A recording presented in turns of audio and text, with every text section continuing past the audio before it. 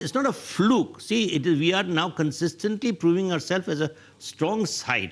এই যে বাংলাদেশ যে শুধু একটা টেস্ট খেলেনি, তাদের ঘরেও অনেকটা আগুন লাগিয়ে দেওয়ার মতো ব্যবস্থা হয়েছে। বাংলা একটা কথা আছে না, বাঘেলেন যায় পাড়া দেওয়া।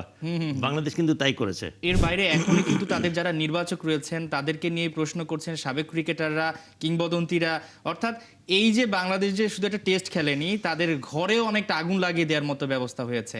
তো সবকিছু মিলিয়ে যদি কোনোভাবে বাংলাদেশ একটা ইতিহাস রচনা করে, অস্ট্রেলিয়াতে হয়তো বা বড় একটা রদবদল চলে আসতে পারে। এবং আপনি দেখেন এরই মধ্যে কিন্তু রেনেশোকেও কিন্তু নিয়ে আসা হয়েছে। তিনি এই মাঠে 2টো সেঞ্চুরি করেছেন ঘরোয়া ক্রিকেটে।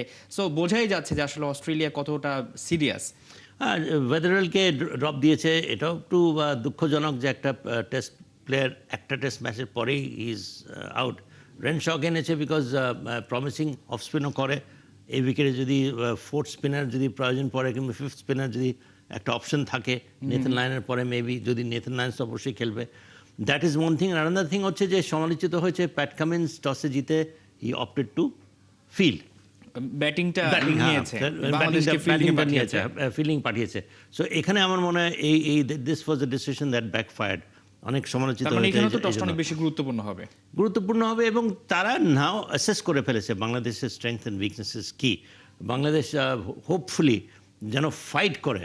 ফ্র্যাঙ্কলি স্পিকিং এটা খেলেছে, জিতেছে, they deserve every bit of. যা প্রশংসা যতই করা হয় কম করা যেন কম হবে।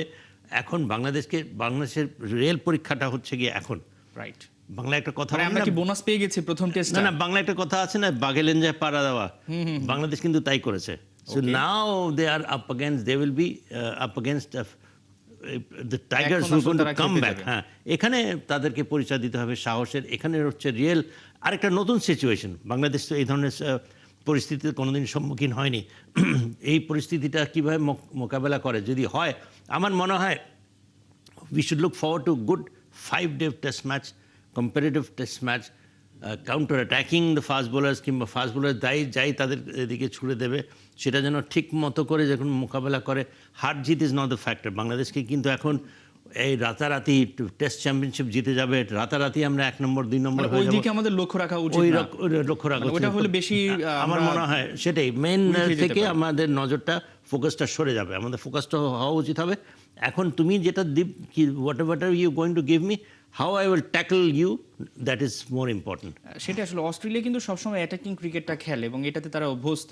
আমরা যদি অ্যাশেজের কথা বলি কিংবা ভারতকে তারা আমন্ত্রণ জানায় ভারতের মাটিতে খেলে, অর্থাৎ তাদের যে অ্যাটাকিং খেলার যে ব্যাপারটা, বাংলাদেশও সেটা কিন্তু অনেক আগে থেকে একটু হলেও করার চেষ্টা করছে। হাবিবুল বাশার সুমনের কথাই বলি, তানজিদ হাসান তামিমকে নিয়ে যাওয়া হয়েছে এত দ্রুত টেস্টে এবং সেটা কিন্তু তিনি করে দেখিয়েছেন এবং সৌম্য সরকারকেও কিন্তু রাখা হয়েছে। সৌম্য কিন্তু অ্যাটাকিং মুডে খেলেন। এই মুহূর্তে আপনি যেটা বলছিলেন যে বাংলাদেশ হারুক কিংবা জিতুক, ওদেরকে দেখানো উচিত যে আমরাও টেস্টটা ওদের মতো অনেকটা খেলতে পারি। সেটাই কি বড় লক্ষ্য হওয়া উচিত কিনা? অ্যাবসলিউটলি। দেখেন আমরা ওয়েস্ট ইন্ডিজে গিয়ে ওয়েস্ট ইন্ডিজকে হারিয়েছি, শ্রীলঙ্কাকে আমরা হারিয়েছি তাদের ব্যাকইয়ার্ডে, পাকিস্তানকে আমরা 2-0 হারিয়েছি, পাকিস্তানকে আমরা এখানেও হারিয়েছি, নিউজিল্যান্ডকে আমরা তাদের দেশের মাঠে। সো এটা কোনোভাবে it's not a fluke. See we are now consistently proving ourself as a strong side. এখন এই অস্ট্রেলিয়াকে এইভাবে হারানোটা এটা অ্যাবসলিউটলি কেউই কল্পনা করতে পারেনি। এখন আমরা যখন এরকমই একটা চমক তৈরি করেছি, এটাকে তো বজায় রাখতে হবে কোনোভাবেই।